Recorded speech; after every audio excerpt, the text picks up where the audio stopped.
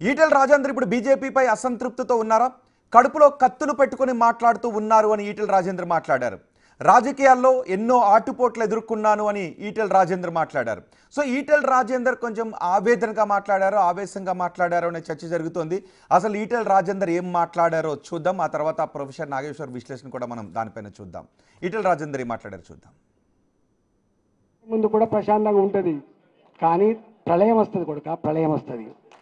నాలాంటోడు నిలబడి మాట్లాడినాడు, తెలంగాణ సమాజం స్పందిస్తుంది. గుర్తుపెట్టుకో, నాలాంటోడు మాట్లాడినాడు, తెలంగాణ సమాజం స్పందిస్తుంది, తెలంగాణ సమాజం ఆలోచిస్తుంది. అందుకని మౌనంగా ఉన్న వాళ్ళని బలహీనంగా భావించి, సంస్కారం సభ్యత ఉన్నవాడిని నువ్వు ఇంకొక రకంగా భావించి పిచ్చి వేషాలు వేసుకుంటే నష్టం జరిగేది ఎవరికో తర్వాత తెలుస్తుంది. ఈటెల రాజేందర్ మాట్లాడిన ఈ వ్యాఖ్యలు ఇప్పుడు తెలంగాణ రాజకీయాల్లో ఆసక్తికరమైన చర్చకు దారితీస్తున్నాయి. ఈటెల రాజేందర్ బీఆర్ఎస్ నుంచి బయటకు వచ్చిన తర్వాత బీజేపీలో చేరారు. హుజూరాబాద్ నాదే అంటున్నారు. ప్రస్తుతం మల్కాజ్గిరి ఎంపీగా ఉన్నారు. పార్టీ ఆయన సరిగ్గా ఉపయోగించుకోలేకపోతుంది అన్నారు. పైగా కడుపులో కత్తులు పెట్టుకొని మాట్లాడడం నాకు అలవాటు లేదు అని అన్నారు. ఈ మాటలని ఇప్పుడు తెలంగాణ రాజకీయాల్లో చర్చనీయాంశంగా మాట్లాడాయి. నాగేశ్వర గారు నమస్తే అండి. నాగేశ్వర్ గారు, ఈటెల రాజేందర్ వ్యాఖ్యలను అర్థం ఏమనుకోవాలి? ఆయన ఆవేదన ఏమనుకోవాలి? ఆవేదన కన్నా ఆయన ఆవేశం. ఇందులో ఆవేదన తక్కువ, ఆవేశమే ఎక్కువ ఉంది. దానికి రీజన్ కూడా ఉంది.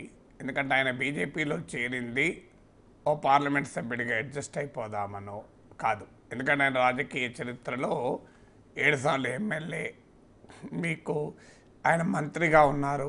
ఆయనకే కొత్త కాదు ఈ ఎంపీలు, ఇది ఏది కొత్త కాదు. అందువల్ల ఇవాళ కొత్తగా ఆయన ఎంపీ అయ్యేది, ప్రజాప్రతినిధి ఆనందపడేది ఏమీ లేదు. అందువల్ల సహజంగానే ఆయన ఆశించింది ఏంటంటే బీజేపీలో చేరితే రాష్ట్ర పార్టీ పగ్గాలు ఇచ్చి తన నాయకత్వంలో బీజేపీ ఎన్నికలకు పోతుంది, తాను ముఖ్యమంత్రి అభ్యర్థి అవుతాడని అనుకున్నారు. దానికి అనుగుణంగానే 2023 ఎన్నికల్లో ఆయనను పార్టీ ఆయనకు కూడా ఒక హోప్ క్రియేట్ అయింది. ఏంటంటే బీసీని ముఖ్యమంత్రి చేస్తాం. అఫ్కోర్స్ బీసీ అంటే ఈటెల రాజేందర్ ఒక్కరే లేరు, అదే స్థాయిలో బండి సంజయ్ కూడా ఉన్నారు. కానీ ఈటెల ఆశించింది ఏంటి? ఒక లైన్ క్లియర్ అయింది, బీసీ సీఎం అని.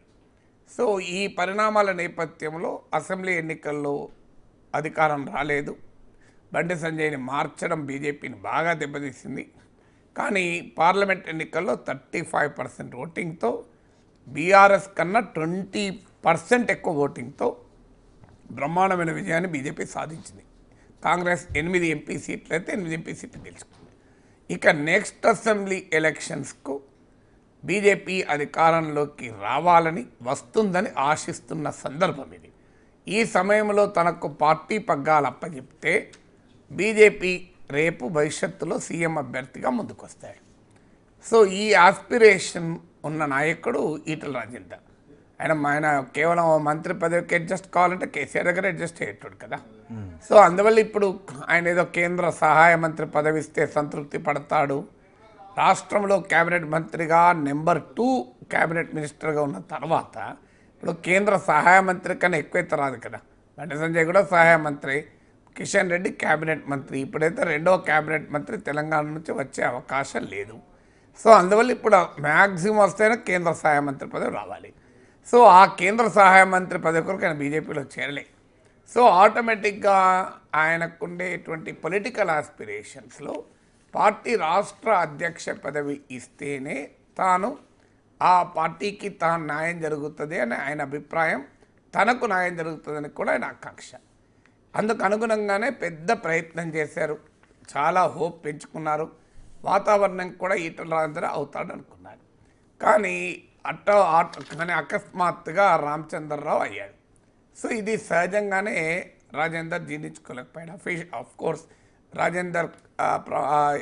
రామచంద్రరావు ప్రమాణ స్వీకారానికి వెళ్ళి నాకన్నా బీజేపీలో సీనియర్ అని పైకి చెప్పినా ఆచరణలో ఏంటి, రామచంద్రరావు ప్రొఫైల్ అయింది, నా ప్రొఫైల్ అయింది అని కంపారిజన్ చేసుకొని రామచంద్రరావు నాయకత్వంలో రాజేందర్ పనిచేయడం సహజంగానే అది రాజేందర్ రుచించేది కదా.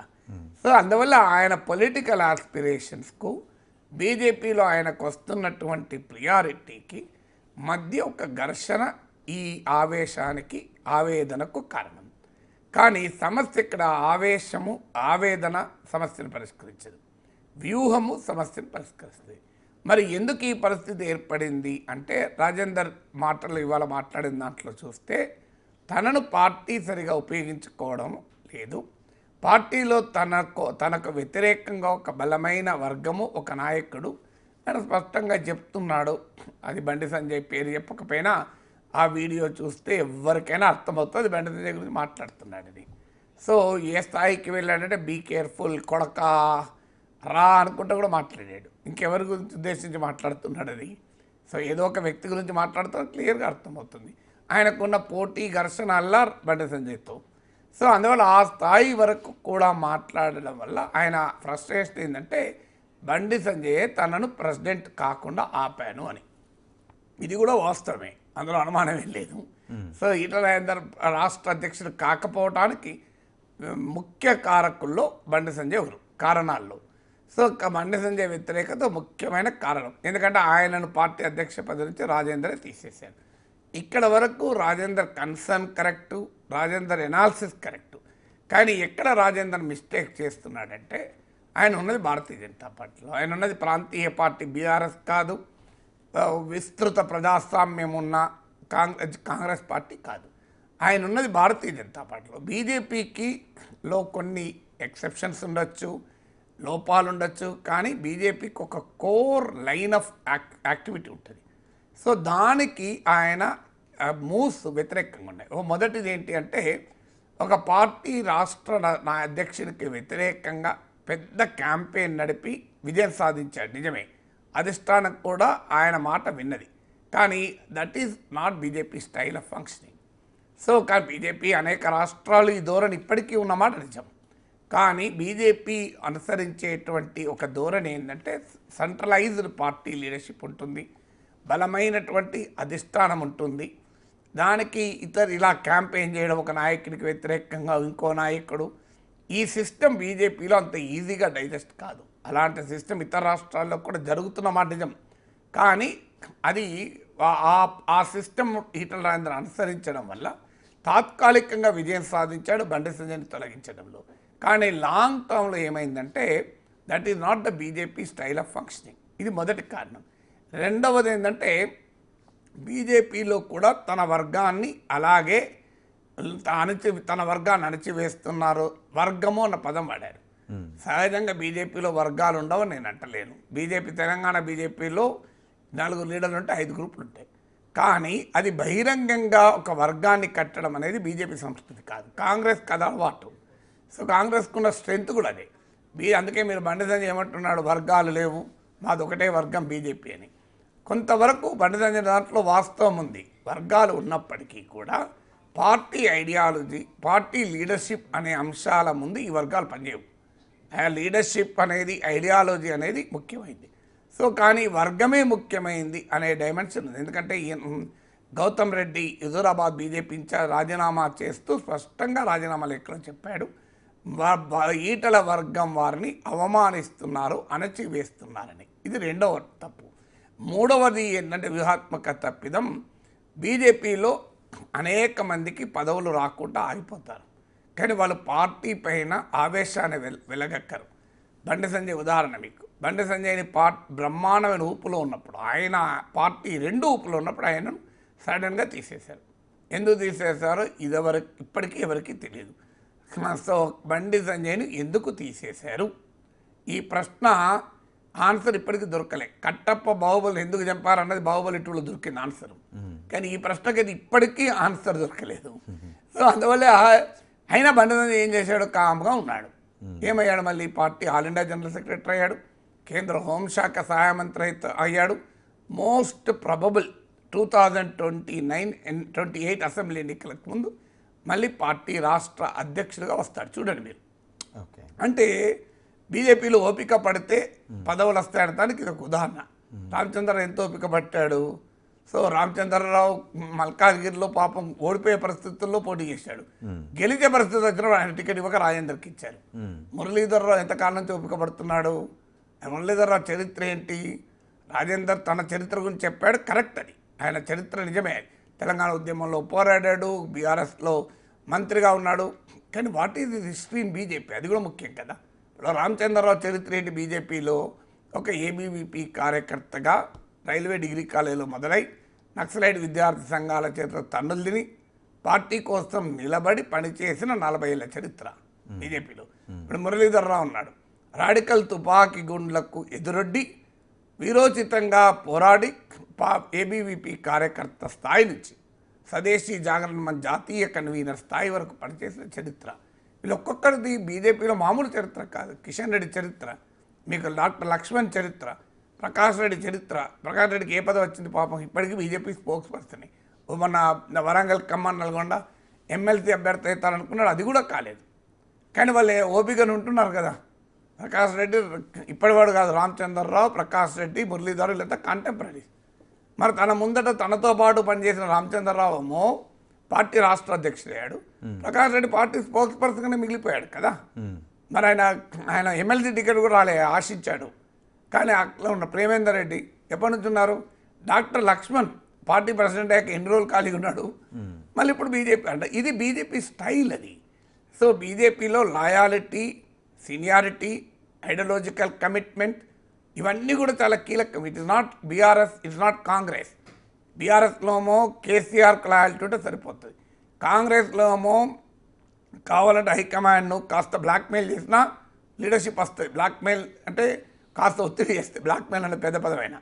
బీజేపీ అలా ఉండదు. BJP strength is different. ఇప్పుడు మల్కాజ్గిరిలో ఈటల రాజేందర్ గెలవడానికి కారణం ఈటల రాజేందర్ పలుకుబడా, ఖచ్చితంగా అది బీజేపీ బలం. అది ఈటల రాజేందర్ కాక ఆడ ఎవరు పెట్టినా గెలిచేవారు. మురళీధర్ ఆయన గెలిచేవారు, రామచంద్రరావు ఆయన గెలిచేవారు. అది మోడీ హవా. ఎందుకంటే 35% రాష్ట్రం అంతా ఓటింగ్ వచ్చింది. హుజూరాబాద్ ఉప ఎన్నికల్లో గెలిచాడు రాజేందర్, ఖచ్చితంగా అది ఆయన బలం. అక్కడ బీజేపీ బలం లేదు, 100% ఆయన బలం. కానీ మళ్ళీ మీకు ఇక్కడికి వచ్చారు, మల్కాజ్గిరికి వచ్చే వరకు అది పార్టీ బలం. మోడీని చూసి ఓటేశారు కదా. మీరు ఏ ఎంపీ క్యాండిడేట్ చూసి ఓటేయలే, మోడీని చూసి ఓటేశారు. బీజేపీ అధికారంలోకి రావాలి ఓటేశారు. సో అందువల్ల ఈ బీజేపీకి ఉండే స్టైల్ ఆఫ్ ఫంక్షనింగ్ వేరు. సో ఆ స్టైల్ ఆఫ్ ఫంక్షనింగ్కు కారణం ఏదైనా రాజేందర్ ఇమడలేకపోయాడు. అది క్లియర్గా మనకు అర్థమవుతుంది. ఆయన స్టేట్ రాజేందర్ ఇమడలేకపోయాడు, బీజేపీ ఆయనను ఇమిడ్చుకోలేకపోయింది. అందువల్ల రాజేందర్లో ఆ ఆవేదన, ఆ ఆవేశము కనబడుతుంది. కానీ ఆవేదన, ఆవేశాల కన్నా రాజకీయాల్లో వ్యూహాలు కీలకం. కరెక్ట్. ఒకసారి రాజేందర్ వ్యూహం ఎలా ఉండబోతోంది అన్న దానిపై కూడా ఇప్పుడు చర్చ జరుగుతుంది. ఎందుకంటే రాజేందర్ చాలా ఆవేశంగా మాట్లాడారు, ఆవేదనగా కంటే ఆవేశంగా మాట్లాడారని ప్రొఫెసర్ నాగేశ్వర్ చెప్పారు. కరెక్టే, ఆయన మాటలు వింటే మనకు అదే వినిపిస్తుంది. ఆయన సంఘర్షణకు గురవుతున్నారు అని, ఇమడలేకపోతున్నారు, ఇముడ్చుకోలేకపోతున్నారు అనే విషయం గురించి కూడా చెప్పారు. రాజేందర్ కొన్ని మాటలు కూడా మాట్లాడారు. ఈటెల రాజేందర్ పైనం ఎటు ఉండబోతుంది అనే చర్చ కూడా జరుగుతుంది. ఈటెల రాజేందర్ మాట్లాడిన మరికొన్ని మాటలను విందాం. ఒకసారి ఆ మాటలు ఏమన్నారో చూద్దాం. నేను అంత డెప్త్కు పోదలేను, కేర్ఫుల్గా ఉండమని చెప్పి కోరుతున్నా. మా జోలికి రావద్దు, ఎవడు మాకు అడ్డు రావద్దు. తప్పకుండా హుజురాబాద్ గడ్డ మీద మన జెండా ఎగురుతుందని చెప్పి మనం చేస్తూ మీ అందరికీ శుభాకాంక్షలు ఇస్తాను. అందుకని నేను అంత డెప్త్కు పోదలేను, కేర్ఫుల్గా ఉండమని చెప్పి కోరుతున్నా. మా జోలికి రావద్దు, ఎవడు మాకు అడ్డు రావద్దు. తప్పకుండా హుజురాబాద్ గడ్డ మీద మన జెండా ఎగురుతుందని చెప్పి మనం చేస్తూ మీ అందరికీ శుభాకాంక్షలు ఇస్తాను. అందుకని నాగేశ్వర్ గారు, ఈటెల రాజేందర్ ఈ వ్యాఖ్యలను ఎలా చూడాలి? అంటే ఆయన ఏదైనా కొత్త దారిలో వెళ్ళే అవకాశం ఏమైనా ఉందా? సో ఆయన ఇప్పటికిప్పుడు ఎక్కడికి వెళ్ళాలి? ఇప్పుడున్న రాజకీయ పరిస్థితుల్లో వండర్ఫుల్ అట్రాక్టివ్ ఆప్షన్ లేదు. వెనక్కి వెళ్ళి బీఆర్ఎస్లో చేరినా ఆయన పొలిటికల్ క్యారియర్ కాస్త కొన్నేళ్ళు వెనక్కు తిరగడమే. ఎందుకంటే మంత్రిగా ఉన్న సమయంలో ఆయన బయటకు వచ్చాడు. ఇప్పుడైతే 2028 వరకు మంత్రి అయ్యే అవకాశం లేదు. సో అందువల్ల బీఆర్ఎస్లో చేరినా ఆయనకు ఇమీడియట్గా ఆప్షన్ లేదు. కాంగ్రెస్లో చేరితే కాంగ్రెస్లో ఇప్పటికే నాయకులు ఎక్కువ. సో ఇప్పుడు కాంగ్రెస్ పార్టీ కొత్తగా ఈటెల రాజేందర్ మంత్రి చేస్తుందా? సో కాంగ్రెస్ పార్టీలో మంత్రి కావటానికి ఇప్పుడు ఆల్రెడీ పెద్ద రాజగోపాల్ రెడ్డి ఎన్నికలకు ముందే మంత్రి పదవి ఇస్తారని హామీ తీసుకొని వచ్చాడు. ఆయన మంత్రి కాలే ఇప్పటికీ. ప్రేమ్ సాగర్ రావు ఆదిలాబాద్ జిల్లాలో ఎవరు లేనప్పుడు కూడా ఎవరు పార్టీలు మారినా ఆ పార్టీని అంటి పెట్టుకొని కమిటెడ్గా ఆదిలాబాద్ జిల్లాలో కష్టకాలంలో పనిచేశాడు. వాళ్ళిద్దరే కాలే. సుదర్శన్ రెడ్డి స్వయాన ముఖ్యమంత్రి మీరు ఎవరినన్నా తల ఇచ్చుకోండి, ఒక్క సుదర్శన్ రెడ్డికి ఇవ్వండి అని అన్నారని మీడియాలో చదివాం. అయినా కాలే. మరి ఇప్పుడు ఈటల రాజేందర్ ఇప్పుడు కాంగ్రెస్ పార్టీ తీసుకుని మంత్రి చేస్తుందా? ఈటల రాజేందర్ మంత్రి కాగలడు తప్ప ముఖ్యమంత్రి కాగలడా కాంగ్రెస్లో? అది లేదు. మరి వాట్ ఇది? అందువల్ల ఆయనకున్న ఆప్షన్స్లో మొదటిది బీజేపీలోనే ఏదైనా పదవి రావాలి. ఏ పదవి రావాలి? ఇప్పుడైతే పార్టీ అధ్యక్షుడు కాలేడు. అట్లీస్ట్ ఈ ప్రెషర్ వల్ల రామచంద్రరావు రామచంద్రరావు టర్మ్ అయిపోయాక మీకు అసెంబ్లీ ఎన్నికలకు ముందు ఎవరు బీజేపీ అధ్యక్షుడు అవుతారనేది కీలకమైంది. ఎందుకంటే బీజేపీ ఆల్రెడీ బీసీ ముఖ్యమంత్రి అని ప్రకటించింది కనుక, సో బీసీ రేపు ఆయన ఈ రాజేంద్ర కనుక పార్టీ ప్రెసిడెంట్ అయితే సహజంగానే ముఖ్యమంత్రి అభ్యర్థి అవుతారు బీజేపీకి. సో అది అవకాశం కొరకు ఈ ప్రెషర్ పెట్టడం ఒక టాక్టిక్ కావచ్చు. లేదు ఇమీడియట్గా కేంద్ర మంత్రివర్గంలో ఉంటే అప్పటి వరకు పొటెన్షియల్ కంటెండర్గా మిగులుతారు. సో కేంద్ర మంత్రివర్గంలో కూడా తనకు స్థానం వస్తుందా అనే అనుమానం ఉండొచ్చు. దాన్ని కన్సాలిడేట్ చేసుకోవడానికి చేయొచ్చు. ఈ రెండు జరగాలి అంటే కాస్త ప్రెషర్ పెట్టాలి. ఎందుకంటే రాజేందర్కి ఆల్రెడీ బీజేపీలో ఒక విజయం సాధించున్నాడు. ఆయన ప్రెషర్ పెట్టడం వల్ల ఆ సమయంలో బీజేపీలో మోస్ట్ పాపులర్ లీడర్గా ఉన్న బండి సంజయ్ని పక్కకు తప్పించాడు. నరేంద్ర మోడీ కూడా జాతీయ కార్యవర్గ మీటింగ్లో మీరు బండి సంజయ్ ప్రజా సంఘాలను అప్రిషియేట్ చేసి బండి సంజయ్ని ప్రత్యేకంగా ప్రజెంటేషన్ ఇవ్వమని అడిగారు. ఆఖరికి బీజేపీ ప్రతిపక్షంలో ఉన్న రాష్ట్రాల నాయకుల్ని తెలంగాణ వెళ్ళి మీరు ప్రజా సంగ్రామ యాత్ర ఫాలో కండి అన్నాడు. ఇంతకన్నా సర్టిఫికేట్ ఏం కావాలి సంజయ్కి? అలాంటి అతన్ని మార్చగలిగాడు ఈటల రాజేందర్. అది మామూలు కెపాసిటీ కాదు కదా. సో ఇంత విజయం సాధించిన తర్వాత రాజేందర్కి ఏమనిపిస్తుంది? సో ఇంకా ప్రెషర్ పెడితే బీజేపీలో ఏదైనా సాధించవచ్చు. బీజేపీ ఇట్లా మా పార్టీ అట్లా కాదు, it's the party with difference, మా పార్టీలు ఎలా నడవదు అని అంటారు. నడిచింది కదా, ఆల్రెడీ రాజేందర్కు స్వీయ అనుభవం ఉంది కదా. సో రాజేందర్ తప్పే ఉంది? నా స్వీయ అనుభవంతో నేను సంజయ్ లేకుండా పదవి నుంచి తీసేశాను. సో అందువల్ల ఇప్పుడు ఎందుకు సాధ్యం కాదు అని అంటారు. పోనీ ఒకవేళ బీజేపీలో ఏ పదవి రాకపోయినా తన రాజకీయ ఉనికిని బలోపేతం చేసుకుంటే ఇవాళ కాకపోతే రేపైనా రాజకీయాల్లో నిలదొక్కుంటాడు. అందువల్ల ఇలా బీజేపీలో ఉండడం కొరకు తన రాజకీయ ఉనికిని రాజేందర్ పోగొట్టుకోదలుచుకోండి. మల్కాజ్గిరిలో ఆయనకు రాజకీయ ఉనికి లేదు. Malkajgiri is only rehabilitation. అంటే అక్కడ హుజరాబాద్లో ఓడిపోయాక, గజ్వేల్లో ఓడిపోయాక ఒక రీహాబిలిటేషన్లో భాగంగా, ఎందుకంటే రాజకీయ నాయకులు రెకనింగ్లో ఉండాలి అంటే ఏదో ఒక పదవి లేకపోతే పాలిటిక్స్లో రెకనింగ్లో ఉండడం కష్టమవుతుంది. అందువల్ల రాజేందర్ ఎంపీగా మల్కాజ్గిరికి వచ్చారు. అందువల్ల ఆయన ఏరియా కాదు, ఆయన ఇలాకా కాదు. అఫ్కోర్స్ ఆయన ఇల్లు అక్కడ ఉండొచ్చు, ఇల్లు అందరి హైదరాబాద్లో ఉంటాయి, అది కాదు కదా. సో ఫండమెంటల్గా ఆయన పొలిటికల్ బేస్ హుజురాబాద్. సో తన పొలిటికల్ బేస్లో తన ఉనికికి ప్రమాదాన్ని నివారించుకుంటే ఒకవేళ బీజేపీలో ఏ పదవి రాకపోయినా ఆయనకు ఆల్టర్నేట్ ఆప్షన్స్ ఉంటాయి. బీజేపీలో పదవి వచ్చినా ఆయనకు ఆప్షన్ ఉంటాయి. అందువల్ల తన స్థావరాన్ని ఆయన పదిలపరచుకోవాలి. అందుకే ఇవాళ మీరు చూడండి, బయటలో ఏముంది, హుజురాబాద్లో మాకు ఎవరు అడ్డు రావద్దు, మా జోలికి రావద్దు. కానీ బీజేపీలో అలా ఉండదే, సమస్య అది కదా. బీజేపీలో సిస్టమ్ ఉంటుంది. ఇప్పుడు ఉదాహరణకు ఒక బ్యానర్ మీద ఫోటో వేయాలి, ఎవరు వేస్తారు? రామచంద్రరావు ఫోటో అని ఉంటుంది, బండి సంజయ్ ఫోటో ఉండదు. రామచంద్రరావు పార్టీ అధ్యక్షుడు, ఆయన కన్నా సీనియర్లు ఉన్నారు అంటే సీనియర్లు ఉండొచ్చు, కానీ ఆయన ఫోటోని ఉంటుంది. ఎందుకంటే పార్టీ ప్రోటోకాల్ ఉంటుంది. శాసనసభా పక్ష నేత, శాసన మండలి పక్ష నేత, పార్టీ రాష్ట్ర అధ్యక్షుడు, ఈ మూడే ఉంటాయి.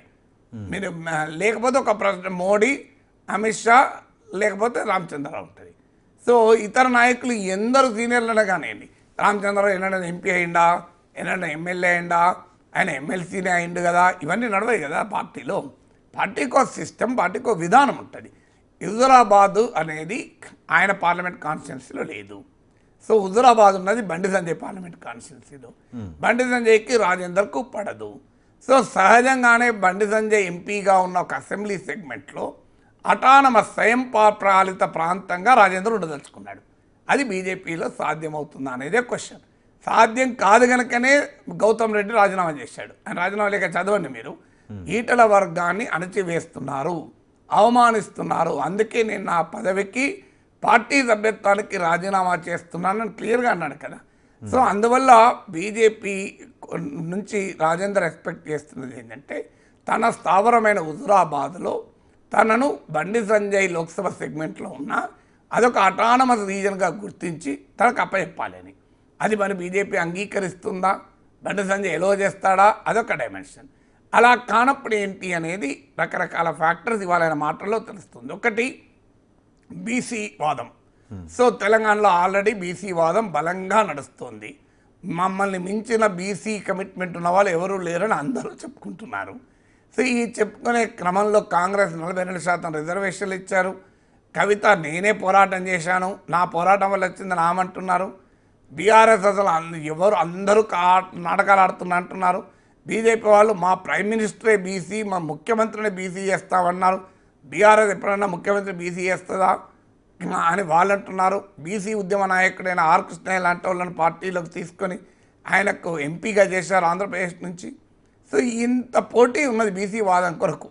సో ఇప్పుడు ఈటల రాజేందర్ కూడా ఆ బీసీ వాదం ఎత్తుకొని, ఎందుకంటే ఇవాళ ఆయన మాట్లాడిన దాంట్లో ఉన్నారు చూడండి, 108 బీసీ కులాలకు ఆత్మగౌరవ భవనాలు నేనే ఇప్పించాను, బీసీ కాంక్లేవ్ పెట్టించాను, నా కృషి వల్లనే రెసిడెన్షియల్ స్కూల్స్ వచ్చాయి బీసీలకు. అంటే బీఆర్ఎస్లో బీసీలకు జరిగిన లాభ ప్రయోజనాల వెనకాల కూడా నేనున్నాను అని ఈటల రాజేందర్ స్పష్టంగా చెప్పాడు. సో అందువల్ల రేపు బీసీ వాదాన్ని ఎత్తుకొని ఆయన సొంత రాజకీయ పార్టీ పెట్టచ్చు. వాస్తవంగా ఆయన బీఆర్ఎస్ నుంచి బయటకు వచ్చినప్పుడే సొంత పార్టీ పెడదామన్న ఆలోచన ఉందని నాకు ఇచ్చిన ఇంటర్వ్యూలో కూడా చెప్పాడు. ఆలోచన ఉంది, ఆ రకమైన చర్చలు కూడా జరిగాయి. కానీ ఇప్పుడున్న రాజకీయ పరిస్థితుల్లో కొత్త పార్టీ నిలబడుతుందా? ఎందుకంటే ఈటల రాజేందర్ బీసీల కొరకు ప్రయోజనాల కొరకు పనిచేస్తానని చెప్పాడు. కానీ పెద్ద పెద్ద బీసీ ఉద్యమాలు నడిపాడు. ఆర్ కృష్ణయ్య ఉన్నాడు, జీవితం అంతా బీసీ బిడ్డల కొరకే బతికాడు, పాపం పనిచేశాడు కూడా. ఎందుకంటున్నా పాపం అంటున్నా అంటే అంత పనిచేసిన ఆయనకు వచ్చిన పదవి ఏంటి ఇంతవరకు? ఒక ఎంపీ, మొన్న అంతకుముందు ఒక ఎమ్మెల్యే, అంతే కదా. సో బీసీల కొరకు ఏ మంత్రులు, అనేక మంది బీసీ మంత్రులు కూడా చేయనంత కృషి ఆర్ కృష్ణయ్య కమిట్మెంట్తో చేశాడు. ఎందుకంటే నేను స్టూడెంట్గా ఉన్నప్పటి నుంచి చూస్తున్నా. హైదరాబాద్ నగరంలో ఒక బీసీ విద్యార్థికి ఏదైనా సమస్య వస్తే వాళ్ళు డేర్గా వెళ్ళేది ఆర్ కృష్ణయ్య ఇంటికి, ఇంకెక్కడ పోరు. ఆర్ కృష్ణయ్య వాళ్ళని వేసుకుంటాడు. ఓ అంబాసిడర్ కారు ఉండేది, అందరూ కూర్చోండి, డీజిల్ కొట్టి ఈత్తుకుంటారు, పోతున్నారు. ఇక పోయి సెక్రటరీలో వాళ్ళ పని చేసేదాకా వదిలేవాడు కాదు. సో ఈ చరిత్ర ఉన్న ఆర్ కృష్ణయ్యను సీఎం అభ్యర్థి అని చెప్పి తెలుగుదేశం పార్టీ 2014లో పెట్టింది. ఏమైంది? ఆయన టీడీపీ రాలేకపోయింది. రెడ్ల నాయకత్వం ఉండే కాంగ్రెస్ పార్టీ పొన్నా లక్ష్మణ్ పీసీసీ ప్రెసిడెంట్గా చేసి రాజకీయం చేసింది. కానీ 2014లో ఘోరంగా ఓడిపోయింది కాంగ్రెస్ పార్టీ, తెలంగాణ ఇచ్చి కూడా. బీసీని ముఖ్యమంత్రి చేస్తానని చెప్పి బీజేపీ బయలుదేరింది. 14% ఓటింగ్ దగ్గర ఆగిపోయింది. సో 8 ఎమ్మెల్యేల దగ్గర ఆగిపోయింది. సో మీకు ఇన్ని ఉదాహరణలు ఉన్నాయి బీసీల విషయాల్లో కూడా.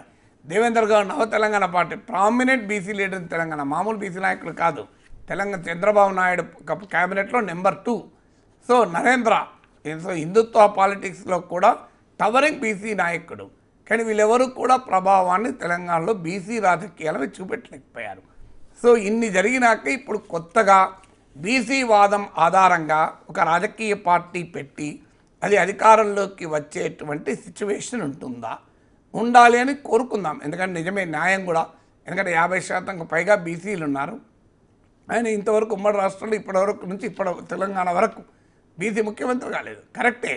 కానీ ఆ రకమైన సామాజిక ఉద్యమాలు నడిచి, ఆ రకమైన బీసీ అస్తిత్వ రాజకీయాలు నడిస్తే బీహార్ లాగా, ఉత్తరప్రదేశ్ లాగా మీకు బీసీ నాయకులు అవుతారు. కానీ తెలంగాణలో బీసీ అస్తిత్వ ఉద్యమం లేదు. తెలంగాణ అస్తిత్వ ఉద్యమం ఉన్నది, నక్సలైట్ ఉద్యమాలు ఉన్నాయి, కమ్యూనిస్ట్ ఉద్యమాలు ఉన్నాయి, తెలంగాణ ఉద్యమాలు ఉన్నాయి, మలి దశ తొలి దశ ఉద్యమాలు.